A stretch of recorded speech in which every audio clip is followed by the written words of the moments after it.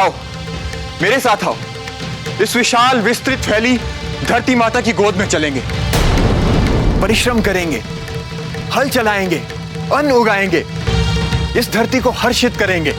आओ, चलो चलो यहां से। बंद करो ये नीरस प्रवचन और हमें रसिक नृत्य का आनंद लेने दो। अब तुम हमारे राजा नहीं हो जो हम तुम्हारी बात सुने तथा माने, समझे? अरे ऐसे नहीं जाएगा, मार कर भगाओ इसे।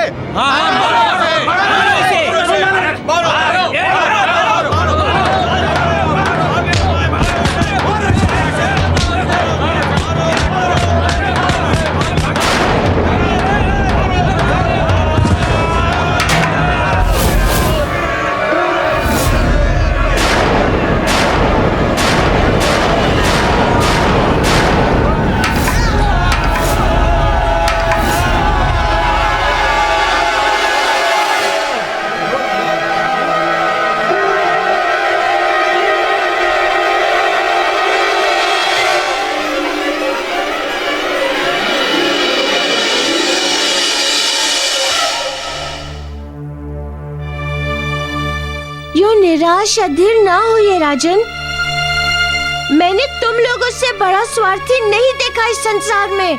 जिस राजा से लाखों स्वर्ण मुद्राएं प्रतिदिन दान स्वरूप प्राप्त करते थे, आज उसी राजा पर लाठियों का प्रहार कर रहे हो। जब बिना परिश्रम धन प्राप्त हो रहा था, तब तुम में से किसी ने ये प्रश्न नहीं किया कि बिना परिश्रम ये धन क्यों दिया जा रहा है।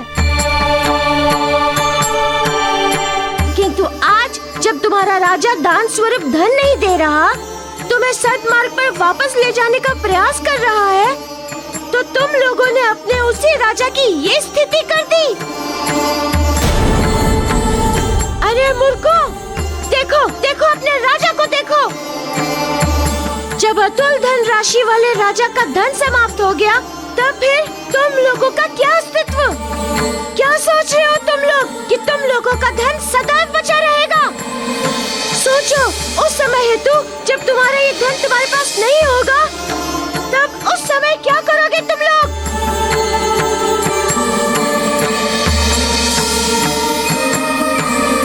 उत्तर दो।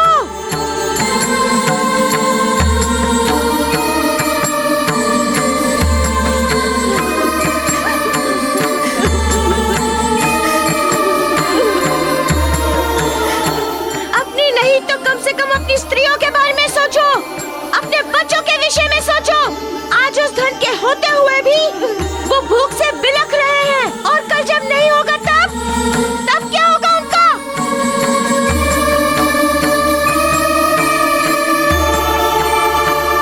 आप सत्य कह रहे हैं वानर बालक। हमारी आंखों पर कुबुद्धि की परत जम गई थी। हम भटक गए थे अपने मार्ग से। बिना परिश्रम के प्राप्त धन ने हमारी मति हर ली थी। माना कि हम सब के पास धन बहुत है, किंतु हम सब अपने वास्तविक आनंद से कई कोस दूर चले गए थे। आज अभी अज्ञानता का अंधकार छटने से स्पष्ट हो गया है कि आनंद उन्हीं सूखी रोटियों में था जो हमारे खेत से थके हारे आने के पश्चात पत्नियां अपने हाथों से परोसा करती थी। हम आनंद को नहीं, आनंद की प्रतिछाया को पकड़ने का प्रयास कर रहे थे। मौलिक आनंद, रास रंग इस नृत्य में नहीं था। परम आनंद तो उन्हीं खेतों में था, धरती माता की गोद में, उस मिट्टी में। हमें पुनः वो आनंद कैसे प्राप्त होगा वानर बालक? कैसे प्राप्त होगा? पुनः उस आनंद को प्राप्त करने हेतु तुम्हें वही करना होगा जो तुम पहले करते थे। खेतों में परिश्रम तथा परिश्रम से बहे पसीने की गंगा से खेतों को सींचने का कार्य।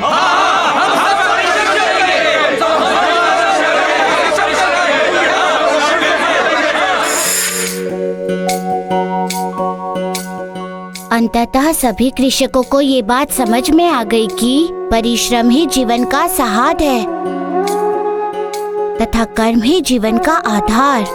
प्रभु, कर्म की व्याख्या क्या है तथा जीवन में धर्म और इसकी भूमिका एवं महत्व क्या है? ऋषिवर, हम जैसा कर्म करते हैं वैसा ही फल प्राप्त करते हैं। सुंदर कर्म सुंदर फल, बुरा कर्म बुरा फल। मनुष्य के पाप और पुण्य का निर्धारण भी कर्म से ही होता है। मनुष्य में ही केवल यह शक्ति है, यदि वो चाहे तो अपने कर्म की दिशा बदल सके। यही कारण है कि देवता भी मनुष्य का जीवन पाने के लिए तरसते हैं। मनुष्य ही एक ऐसा जीव है जो देवताओं को भी अपने कर्म से विवश कर देता है, उसके सम्मुख धरती पर प्रकट होने पर। देवता क्यों तरसते हैं मनुष्य के जीवन को पाने को? वो इसीलिए कि वो अपने द्वारा हुए पापों को सत्कर्मों के द्वारा प्रायश्चित कर सके। ऐसा हुआ है प्रभु कि जब देवताओं ने प्रायश्चित के लिए मनुष्य का जीवन धरा है? ऐसा एक बार नहीं, अनेकों बार अनेकों देवताओं ने किया है। प्रभु, किन किन देवताओं ने अपने प्रायश्चित के लिए मनुष्य जीवन धरा है? एक तो उदाहरण स्वयं राजा इंद्रदेव का है। अपने स्वभाव एवं चरित्र राजा इंद्र, उन्होंने ऐसा क्या पाप कर दिया था कि उन्हें मनुष्य रूप में जन्म लेना पड़ा? उन्होंने विश्वकर्मा के पुत्र विश्वेश्वर की हत्या कर दी थी। उस हत्या के पाप के प्रायश्चित हेतु उन्होंने धरती पर जन्म लिया था। संसार में जितने भी देवता होते हैं वे सत्कर्म की महत्ता को वित्त एवं स्थापित करने के लिए होते हैं। अच्छा प्रभु, कर्म की भी कोई अवस्था होती है? नहीं ऋषिवर, कर्म की कोई आवश्यकता नहीं होती, पर हाँ, अवस्था के अनुसार कर्मों का निर्धारण अवश्य है ऋषिवर। तीनों लोकों में कर्मों को ही सर्वोपरि माना गया है। जो इस सार को नहीं समझेगा वो सदैव ही पाप का भागी बनेगा। राजा मदन सेन के राज्य में भी यही हुआ।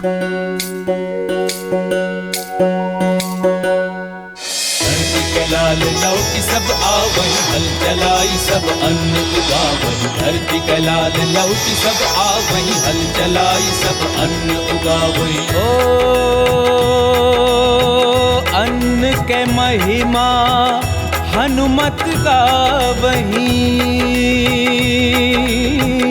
अन्न है जीवन सबका बतावही। मंगल मूर्ति मारुति नंदन, सकल अमंगल मूल निकंदन। मंगल मूर्ति मारुति नंदन, सकल अमंगल मूल निकंदन। ओ धरती कैलाल लौटी सब आवही, हल चलाई सब अन्न उगावही। लाल लौटी सब आवही, हल चलाई सब अन्न उगावही। धरती के लाल लौटी सब आवही, हल चलाई सब अन्न उगावही। सच प्रभु, कर्म सर्वोपरि भी है और शक्तिशाली भी।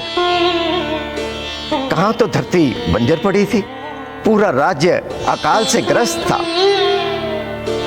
कहाँ कुछ ही दिनों के श्रम से चहुं ओर हरियाली छा गई। संपूर्ण राज्य अन्न धन से संपन्न हो गया। कर्म के आगे सभी परिस्थितियों को झुकना पड़ता है ऋषिवर। प्रभु, उस खुशहाली और हरियाली को देखकर तो धरती माता बहुत प्रसन्न हुई होंगी। निसंदेह ऋषिवर, कर्म के फल को समझ जाने की इतनी प्रसन्नता उन किसानों को नहीं, उससे अधिक प्रसन्नता धरती माता को थी। किंतु राजा भी जो अब तक सिंहासन पर बैठे बैठे आदेश दिया करता था, अब वो भी अपने श्रम से धरती माता को सजाने संवारने में जुट गया था। और इस प्रकार राज्य की स्थापना हुई। कर्म से लोगों के जीवन की सत्ता एवं दिशा दोनों बदल गए। अंतर देखिए ऋषिवर, धन दोनों थे। जो राजा यक्षिणी से प्राप्त करता था और उसे प्रजा के बीच लुटा देता था, और धन ये भी था जो श्रम से अधिक था। उस धन से दुख और दरिद्रता थी, असंतोष एवं जिजीविषा थी, और इस धन से सुख और समृद्धि थी, संतोष एवं शांति थी। सच में कर्म जीवन को सफल बनाने का मूल मंत्र है। अच्छा प्रभु, आपने राजा को श्रम से अर्जित रोटी लाने को कहा था ना, वो तो आया होगा ना? हाँ ऋषिवर, बड़े गर्व और प्रसन्नता पूर्वक वो श्रम से अर्जित रोटी ले आया।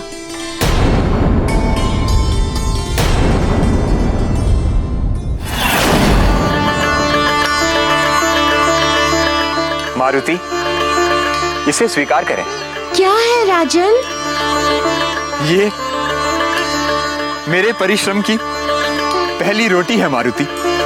इसे मैं आपको अर्पित करना चाहता हूं। मेरे राज्य में हर्ष का मूल आप ही तो है। आप ही के कारण मेरे राज्य में प्रसन्नता का आगमन पुनः हुआ है। बहुत बहुत धन्यवाद राजन। किंतु मुझसे पहले इस अन्नपूर्णा देवी को, इस माता को अर्पित करो। अन्नपूर्णा के अर्पण पर सबसे पहला अधिकार इनका है।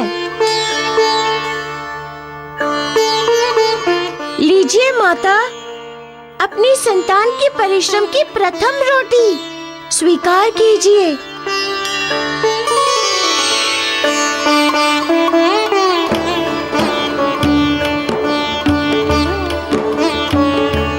अब तो आप प्रसन्न है ना माता?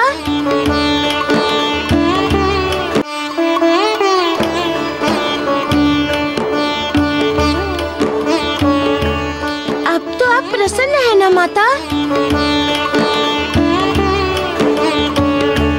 आज तक इस संसार में मुझे किसी ने इतनी अधिक प्रसन्नता मेरी झोली में नहीं डाली पुत्र।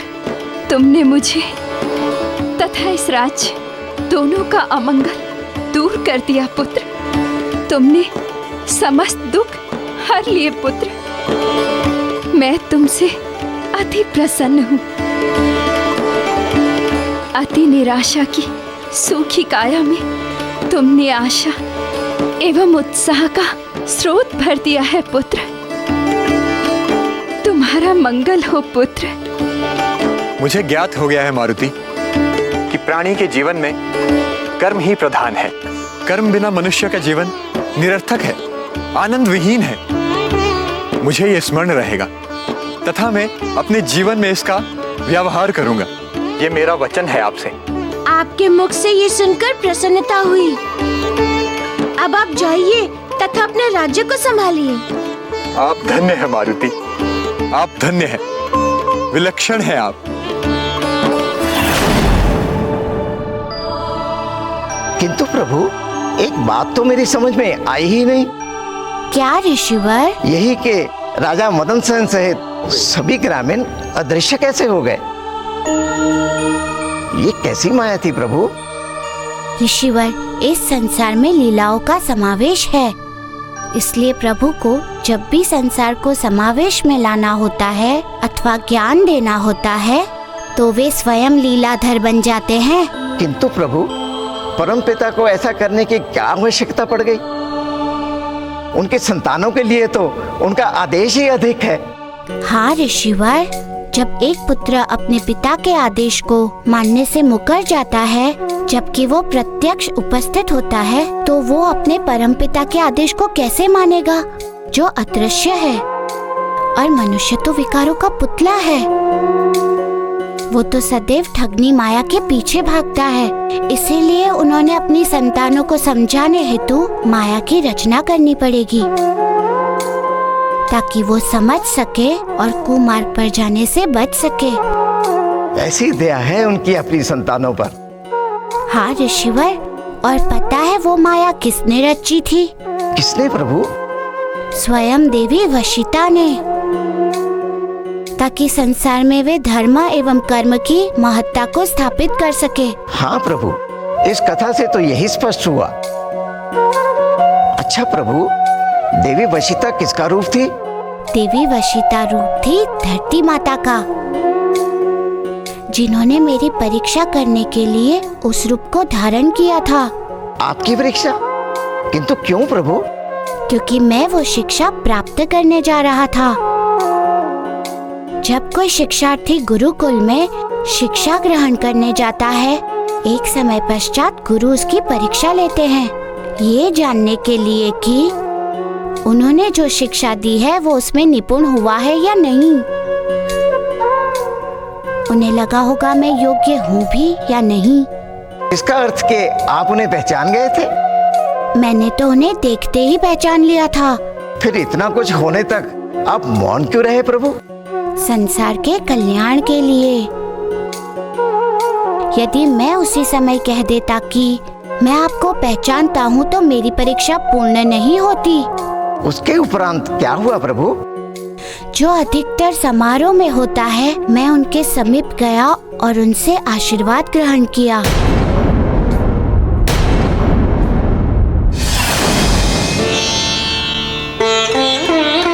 माता। हाँ पुत्र। अब मुझे भी आज्ञा दें। क्यों पुत्र? मैं कहीं की यात्रा पर हूँ माते। मुझे कहीं जाना है, पहुँचना है किसी कार्य की सिद्धि हेतु। मेरा अब और विलंब करना उचित नहीं होगा माता। किसी कार्य की सिद्धि हेतु? हाँ माता। जाओ पुत्र, अवश्य जाओ। किंतु मैं तुम्हारे किसी रूप में सहायक सिद्ध हो सकती हूँ तो अवश्य कहना। धन्यवाद माता। आपका इतना कहना ही मेरे लिए बहुत बड़ा संबल हो गया। आपका इतना कहना ही मेरे लिए बहुत बड़ा संबल हो गया। किंतु माता, मैं जिस यात्रा पर निकला हूँ उस यात्रा को मुझे अकेले ही पूर्ण करना है, बिना किसी के साथ के, बिना किसी के सहयोग के, केवल अपनी बुद्धि तथा अपने साहस के सहारे। जैसी तुम्हारी इच्छा। मेरा आशीर्वाद तुम्हारे साथ है। अब आज्ञा दें।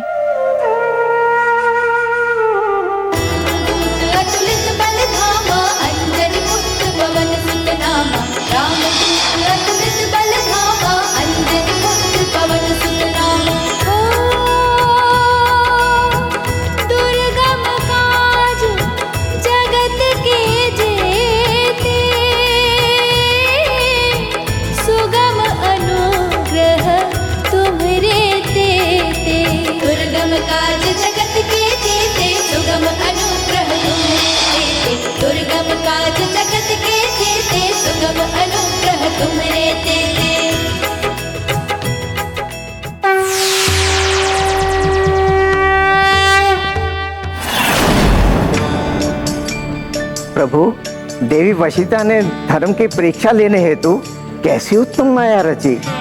यही तो विशेषता है देवी देवताओं की।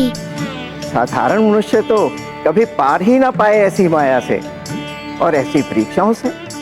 अब समझ में आया प्रभु, ये सिद्धियां इस संसार में अप्राय क्यों है। वो तो आप हैं प्रभु, इतने बल और बुद्धि वाले, जिन्होंने असिद्धियों को सफलतापूर्वक पार कर लिया। और सत्य तो ये है प्रभु, इन परीक्षाओं को केवल आप ही पार कर सकते थे। प्रभु, ऐसी पुण्यकारी कथा सुनाने के लिए मैं हृदय से आपका आभारी हूँ। ऋषिवर, आभार से अधिक महत्वपूर्ण है इस कथा से प्राप्त होने वाला ज्ञान। इसको अपने अंतर में बांध कर रखना।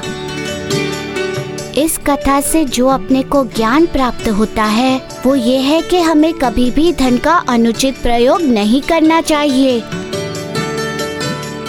और सदैव ये प्रयास करना चाहिए कि धन का अर्जन श्रम से हो तथा श्रम को प्रधानता देनी चाहिए।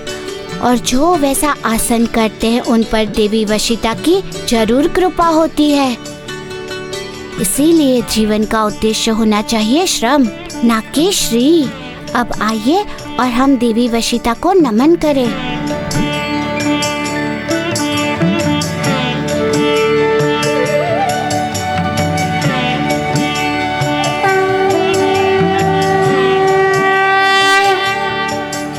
ऋषिवर, इस प्रकार अष्ट सिद्धि की प्रथम कथा पूर्ण हुई। अब इस कथा का पूर्ण फल प्राप्त करने हेतु आपको माता लक्ष्मी को प्रसाद अर्पित कर उसे वितरित करना होगा। माता लक्ष्मी को प्रसाद? किंतु प्रभु, ये कथा तो देवी वशिता की थी। उस नाते तो देवी वशिता को प्रसाद अर्पित करना चाहिए। आपका संशय सही है ऋषिवर, किंतु सभी अष्ट सिद्धियां माता लक्ष्मी के अधीन है। वो इन सब की अधिष्ठात्री देवी हैं। जो आज्ञा प्रभु।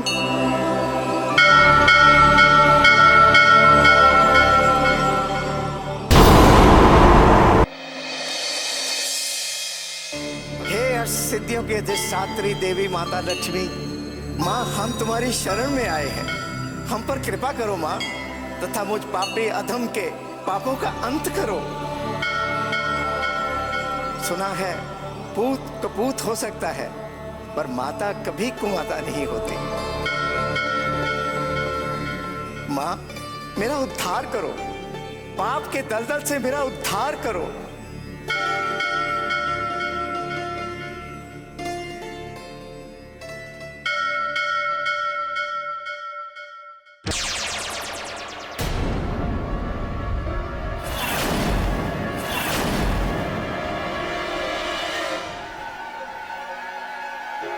ऋषि, उस दिन तो तुम हमारे हाथों से बच गए थे, किंतु आज तुम्हारी मृत्यु निश्चित है। इस बार हम अपने गुरु शुक्राचार्य की कौप के भाजन कदापि नहीं बनेंगे।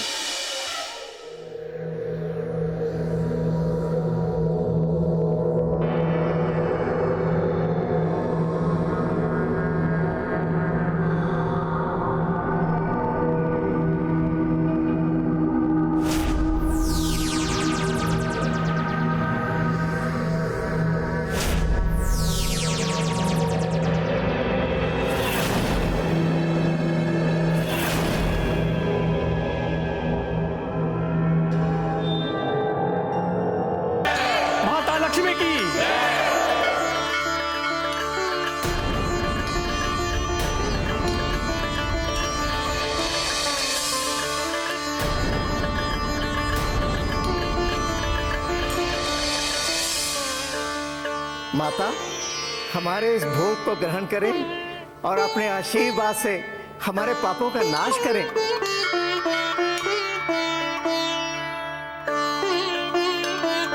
ऋषि,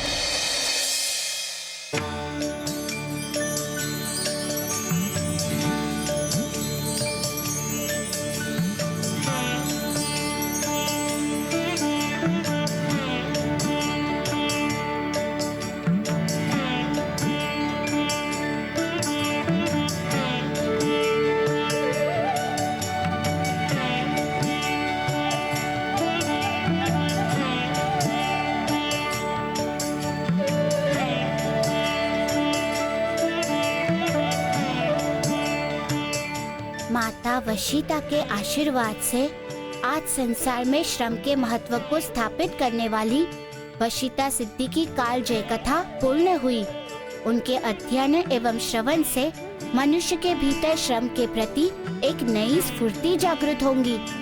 श्रम के प्रति एक स्नेह उत्पन्न होगा। श्रम करने के लिए वो प्रेरित होगा। उसे ये ज्ञात होगा कि परिश्रम ही वो संसाधन है जिससे सब कुछ अर्जित किया जा सकता है। उसे ये भी ज्ञात होगा कि ये ऐसी पुण्यदायिनी कथा है जिसके श्रवण से मनुष्य के पाप नष्ट होंगे तथा अंत समय में वो मोक्ष की प्राप्ति भी करेगा। किंतु इतनी सारी कल्याणकारी कथा लोगों तक पहुँचेगी कैसे? कौन पहुँचाएगा इसे? कैसे पहुँचाएगा? यदि लोगों तक पहुँचेगा नहीं तो इस कथा को मेरे लिखित बद्ध करने का क्या लाभ होगा? कौन उचित है ऐसा व्यक्ति जो इसे सबके पास पहुंचाए? हाँ, एक व्यक्ति है जो इसे जन जन तक पहुंचा सकता है। इस पुनीत कार्य में मैं जामवन जी का सहयोग लूंगा। वो ही इस पुनीत कार्य को कर सकेंगे।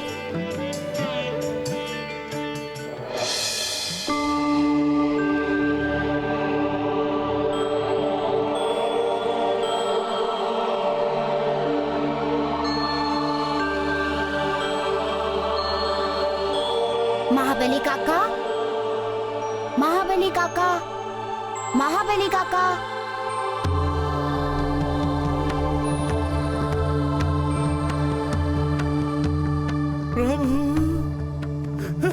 प्रभु, मेरे प्रभु हनुमान जी का स्वर है। आज इतने समय बाद मेरे प्रभु के मधुर स्वर सुनाई दिए हैं। आज इतने दिनों बाद आपने मेरी सुधि ली है प्रभु। मुझे ऐसे मत बिसारिए प्रभु, मुझे ऐसे मत बिसारिए। इन नैनों को अपने दर्शन दीजिए प्रभु।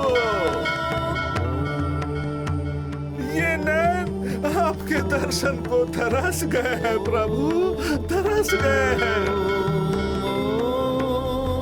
इतने समय तक मैं आपको देखे बगैर नहीं रह सकता हूँ प्रभु, दर्शन दीजिए।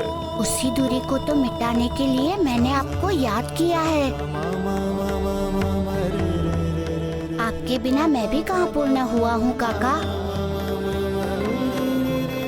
मुझे आपकी बहुत आवश्यकता है।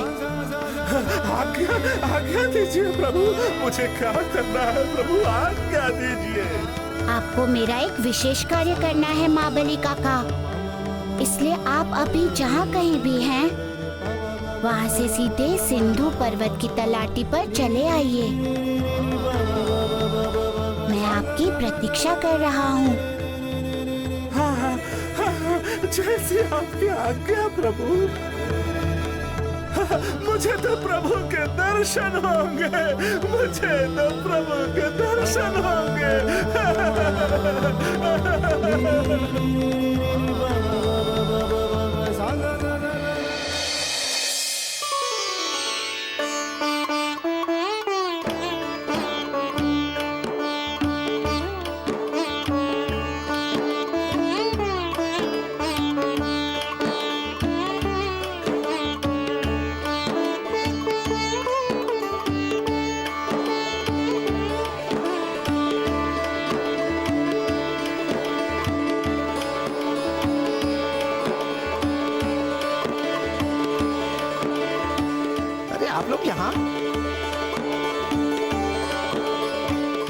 आप लोग यहाँ क्यों खड़े हैं?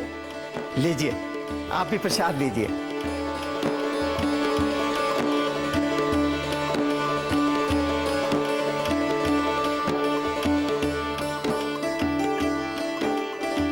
अंगिरा, तुम्हारी भक्ति और तुम्हारे पापों के अंत का हर्ष बहुत शीघ्र ही विषाद और चित्कार में परिवर्तित होने वाला है। बहुत शीघ्र ही लोगों को पता चलने वाला है कि तुम उन्हें प्रसाद नहीं बल्कि प्रसाद के नाम पर विष बांट रहे हो। विष।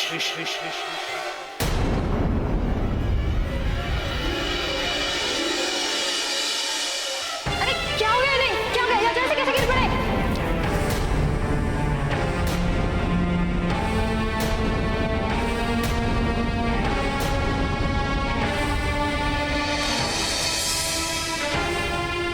पता नहीं, कुछ समय पहले तो अच्छा था, भजन कीर्तन कर रहा था, पर अभी अभी प्रसाद खाते ही अचानक से गिर गया।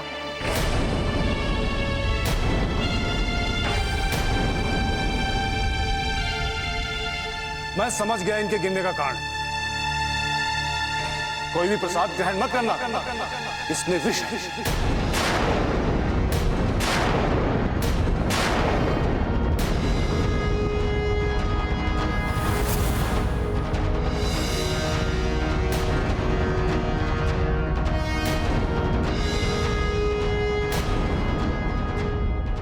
इसमें विष है।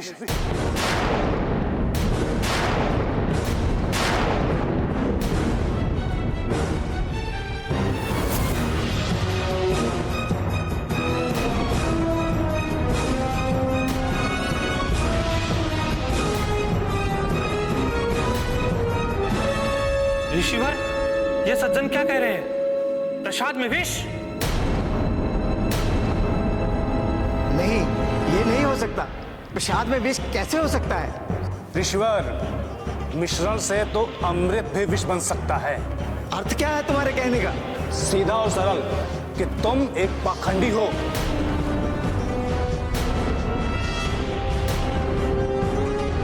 तुमने ही प्रसाद में विष मिलाया है। तुम हम भक्तों को खत्म करना चाहते हो, मारना चाहते हो। ये झूठ है, सरासर झूठ है। मैंने विष नहीं मिलाया। भला मैं क्यों मिलाऊंगा विष? अरे ये तो तुम ही बता सकते हो कि किस स्वार्थ के कारण तुमने प्रसाद में विष मिलाकर जघन्य पाप किया है।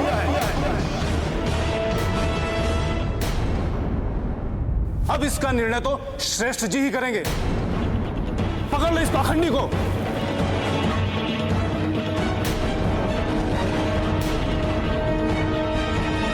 कोई वैद्य जी को बुलाओ, इनका उपचार करो। हाँ हाँ।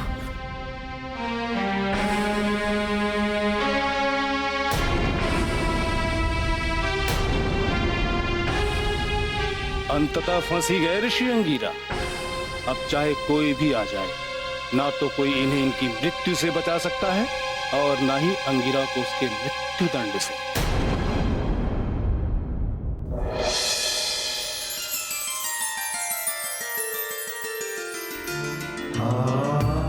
प्रभु, इतने दिनों के बाद आपके दर्शन के सौभाग्य प्राप्त हुए हैं।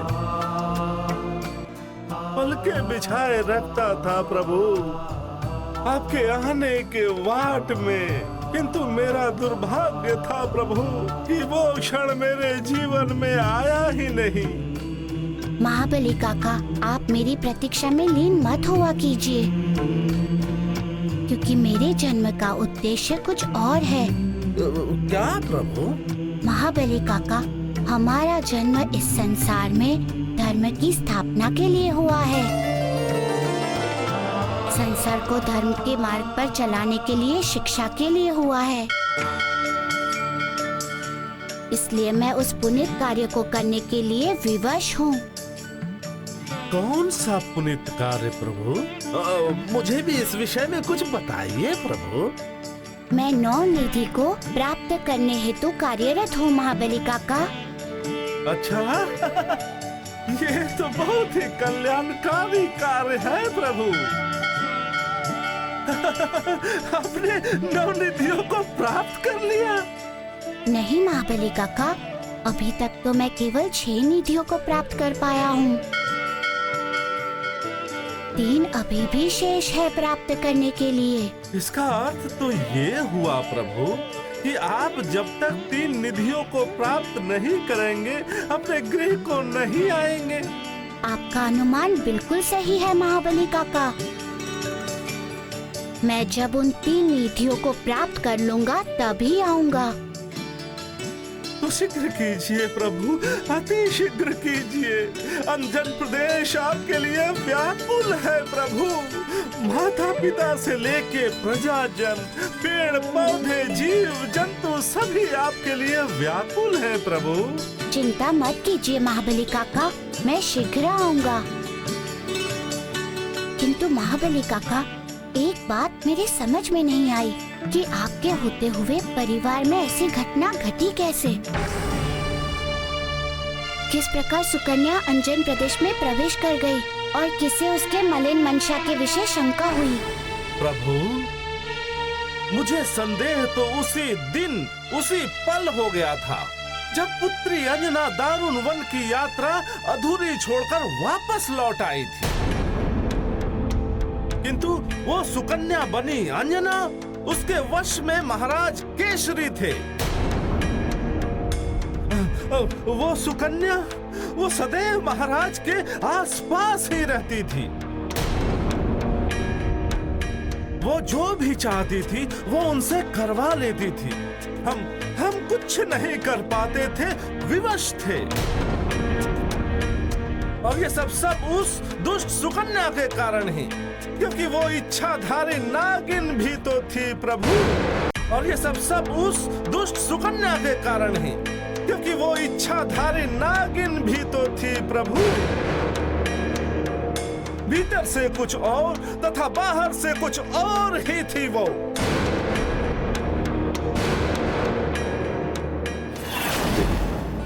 अच्छा हुआ कि आप यात्रा पर नहीं गई और बीच मार्ग से ही लौट आई। आपने तो मेरी सारी की सारी चिंताएं हर ली।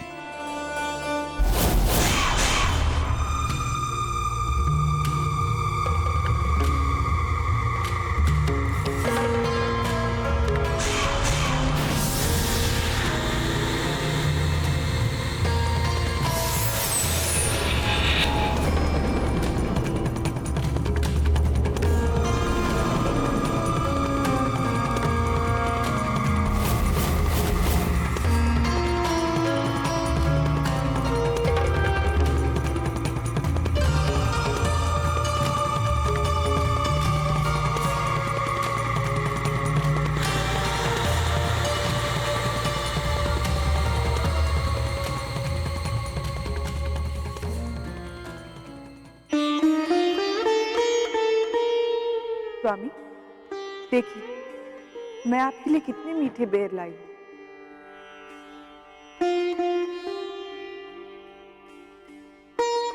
देवी, ये बेर तो बड़े मीठे और स्वादिष्ट हैं।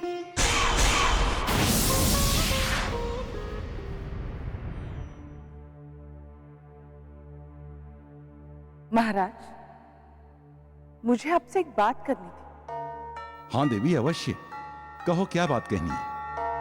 मैं आपके लिए दारुंगन की यात्रा अधूरी छोड़कर आ गई। इसके कारण मेरा सर्पदोष तो वैसे के वैसे रह गया ना। देवी, फिर आगे? इसीलिए मैं एक नाग शक्ति यज्ञ करवाना चाहती हूँ।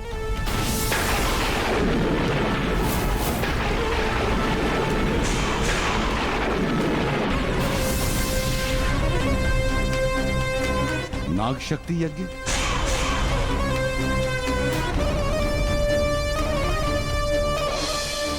हाँ स्वामी, इससे हमारे सारे कष्ट, सारे अनिष्ट, सारे दोष दूर हो जाएंगे। हाँ देवी, ये तो आपने बहुत उत्तम सोचा है। आप ये यज्ञ अवश्य करवाएं।